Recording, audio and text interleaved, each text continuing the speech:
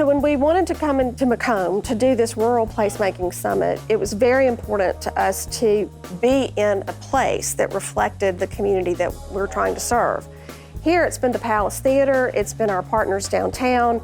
We are showing people what can happen when great minds get together and think about possibility, but that the work also just has to start. Placemaking for me is really just using creativity, a cultural grounding within a community to advance a community development framework. When our communities are functioning at their best, arts and culture bloom and at the same time fade into the performance ritual of everyday life. Placemaking to me is about really making the most of what we have. It's about identifying what it is that makes our space unique, our place that we live unique.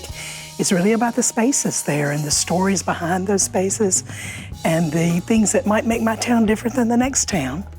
Placemaking really is about giving spaces back over to people, especially public spaces, different ways to activate your public realm. Where people naturally come together, following human patterns in a place, and seeing where people naturally like to connect, trying to study and understand why they like to connect in that place. So I do believe in community engagement. I believe in community engagement meetings, formal meetings and informal meetings, seeing how people connect, especially people who don't know each other, where did they come together? Learning that helps you to kind of duplicate that and replicate that successfully in placemaking. What's really cool about placemaking is specific to the assets, the culture, and the history of a location. And it's all about creating either places or experiences that captivate people. You know, it really catalyzes them to either enjoy the space they're at, stay in the space longer, and all of that eventually returns to really spread commerce across the whole community. I come to placemaking as an artist or through the lens of an artist. So it's like using creative ways of activating spaces that make people want to engage with those spaces. You know, it can be done with different methods, but for me, it's through art. Downtown McComb has been neglected for decades. And so to see this many people down here at one time and the movement, also to see the decor, the banners, the signage, different things, the temporary parklet that's outside. So now it's showing exemplars of what it can be, as opposed to it being a blank canvas and then just trying to imagine it, but now they can actually see it in action.